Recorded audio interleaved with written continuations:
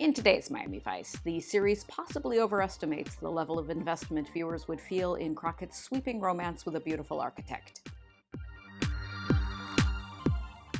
We're closing in on the end of Miami Vice's first season, and while the series has been getting stronger and stronger as it goes along, Nobody Lives Forever, which was written by Edward D. Lorenzo and directed by Jim Johnson, is a minor setback. A trio of shotgun-wielding no-goodniks roar into Miami, robbing and shooting people to the strains of George Thorogood's Bad to the Bone. During a spur-of-the-moment cash grab, they kill a bookie operating out of a lunch truck. Turns out the bookie was the employee of a man named Morgan, played by Broadway star Peter Friedman, who runs a whole string of lunch trucks around Miami. He sends his right-hand man, Ricky, to find and eliminate the shooters. Ricky is played by our old friend Giancarlo Esposito of Breaking Bad fame, who is making his second appearance as a Miami Vice villain. The bookie angle makes this a Vice investigation instead of a homicide one, so Crockett and Tubbs set about trying to find the shooters. Well, actually, Tubbs sets about trying to find the shooters while Crockett lends him some uncharacteristically half-assed support. Crockett has a new girlfriend, Brenda, a wealthy and successful architect played by Brazil's Kim Griest. Crockett has been staying at Brenda's lavish home, and the romance has become an all-consuming passion, pulling his attention away from his job. Tubbs and Crockett track the shooters to a nightclub where Tubbs gets into a gunfight while Crockett yammers on the phone to Brenda outside. The shooters get away and go on to kill more people. Because of this, Castillo hits Crockett with a blast of grimly silent disapproval,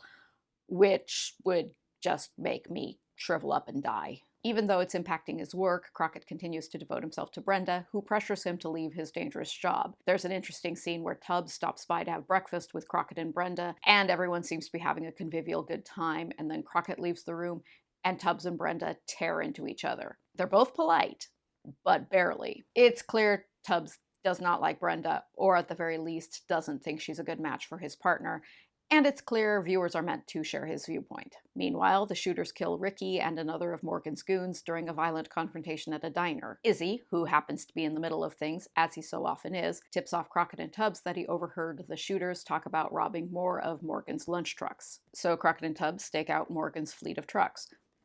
Or Tubbs does, at least. Crockett oversleeps at Brenda's house and fails to report for duty. Morgan's goons spot Tubbs loitering around and beat him up. In a moment of maximum drama, Tubbs shows up at Brenda's doorstep, bruised and bloody, just to make Crockett feel really, really badly about dropping so many balls. Kind of a dick move from Tubbs, but it's hard to blame him. Thoroughly disgusted with Crockett, Castillo pulls him from the case and assigns him to desk duty. In the face of Castillo's magnificent fiery disapproval, Crockett finally realizes how badly he's messing things up, and he breaks up with Brenda. Technically, Crockett and Brenda just agree to take things a bit slower, but we'll never see or hear from Brenda again in the course of the series, so I feel okay with calling this a breakup. Even though he's been removed from duty, Crockett pops up at a Vice stakeout of one of Morgan's lunch trucks, just in time to save Tubbs from an attack from the shooters. The shooters are all neutralized, and Crockett and Tubbs reconcile. In addition to Bad to the Bone, music used in this episode includes Glenn Frey's New Love, which plays while Crockett is romancing Brenda.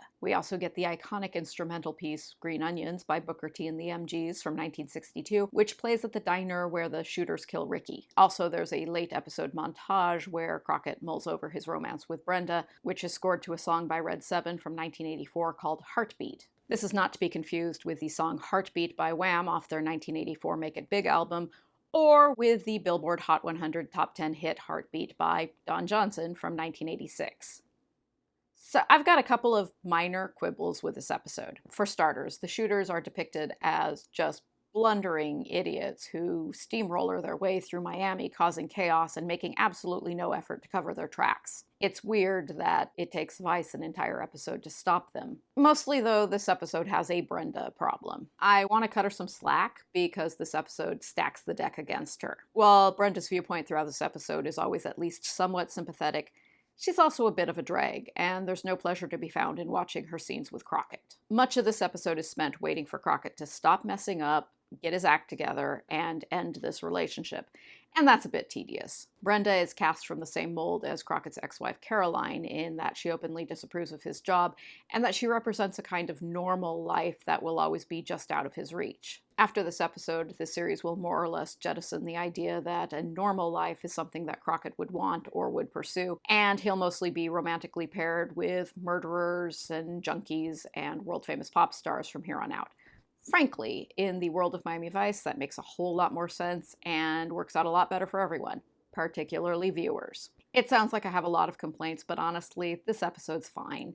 It's beautifully filmed, and it's got some nice moments between members of the Vice team, particularly between Crockett and Tubbs and Crockett and Gina. I'm cool with giving it 3 flamingos. That flamingo count is going to spike dramatically next time, in which I discuss my all-time favorite episode of Miami Vice. I'm very much looking forward to that, and I hope you'll join me. Until then, please subscribe to my channel or chat with me on Twitter, and I'll see you next time. Goodbye.